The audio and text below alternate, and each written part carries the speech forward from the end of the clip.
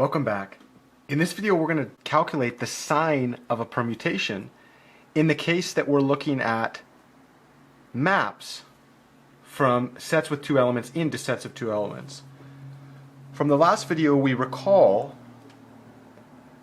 that the permutation group S2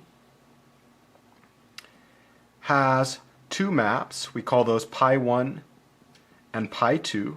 In this case we said that pi1 was the identity permutation and pi2 was a transposition that swapped objects. For each of these pi's, these were actually bijective functions from a set containing two elements into a set containing two elements. We have the Cauchy two-line or Cauchy two-line notation for pi I in the symmetric group on two elements, given by the identity permutation maps 1 to 1 and it maps 2 to 2.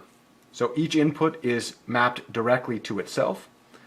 And we saw that in this case the single transposition swapped elements. So 1 got mapped to 2, 2 got mapped to 1. Again, in this we said that the inputs were written on top and then the corresponding outputs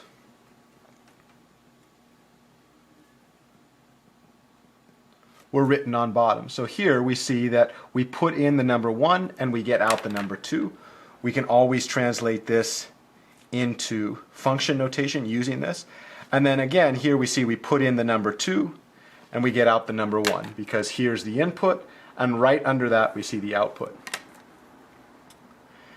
We prefer to write permutations like this because it avoids redundancy. This is a very quick and efficient way to encode permutations. Okay, we're going to talk about the sign of a permutation. In order to find the sign of a permutation, we're going to talk about what we call inversions. So all the inversions of a permutation pi are a set of pairs, a set of two inputs, we call these I and j, such that I is less than j in the input space, in the domain space, and pi sub I is greater than pi sub j in the range space. So what this means is we call the set of inverted pairs for any permutation any pair where when we look at the ordering in the domain it's the opposite in the ordering of the range. So let's do a quick example. If we look at the set of inversions for pi1, which is the identity permutation, well, there's only one choice because there's only two elements. So we consider the pair 1, 2. We know in the input 1 is less than 2, and then we look at the output.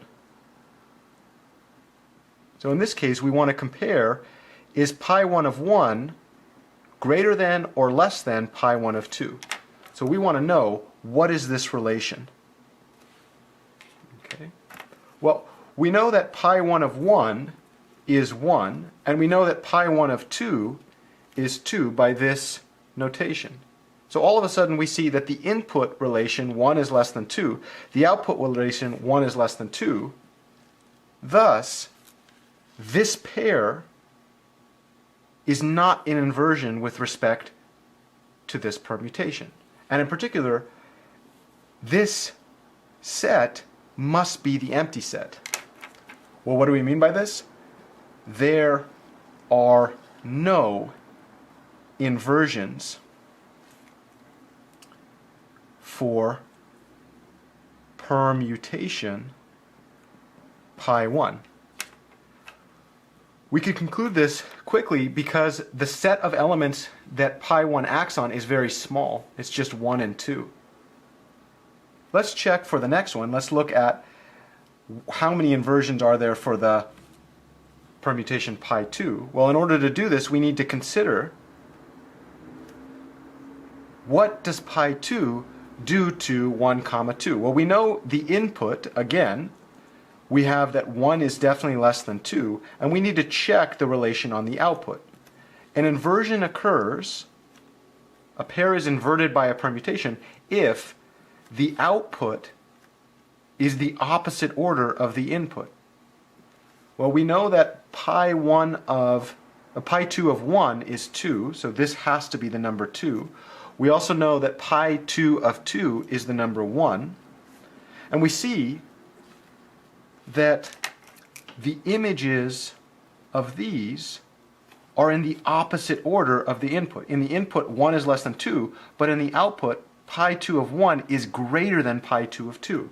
In other words, this 1 comma 2 is an inversion with respect to pi 2. So when we look at the set of all possible inversions, it has to include the pair 1 comma 2. Okay. So in this case, the number of inversions is 0. So if we looked at a function n of pi 1, this is the number of inversions, this is 0. So this is the number of inversions for pi 1. And the reason this is 0 is pi 1 doesn't invert any elements. For each pair in the input, there's the same ordering in the output. On the other hand, if we looked at the number of inversions for pi 2, we see this is the number 1. Because for each pair in the input, there is exactly one swap under this map, right? So there's this one inversion. And this is where we get into the sign of a permutation. The sign of a permutation, we call the sign of a permutation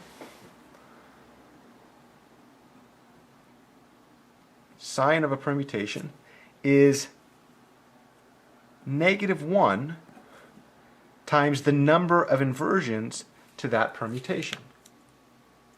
Let's take a look at this.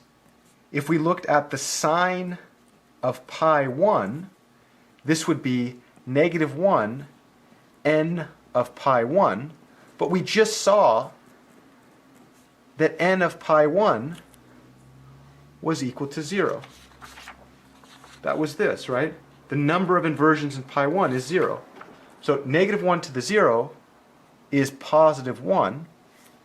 So thus we say that the sign of pi 1 is +1. We could also look at the sign of pi 2, which was -1 to the number of inversions in pi 2. Well, we just saw that pi 2 had exactly one inversion, and that was the pair. And thus, n of pi 2 was 1. Well, we know -1 to the 1 is -1. So the sign of pi 2 is -1.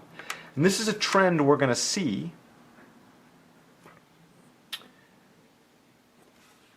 that transpositions, if you have an odd number of transposition, in this case we had one transposition, we're going to have a negative number. If you have an even number of transpositions, we're going to have a positive sign. So +1 means even number of transpositions. And this one, we're going to call this an odd number of transpositions. And you could also think about these as inversions, counting the number of inversions. If you have an even number of inversions, we'll have a +1. If you have an odd number of inversions, we'll have a -1.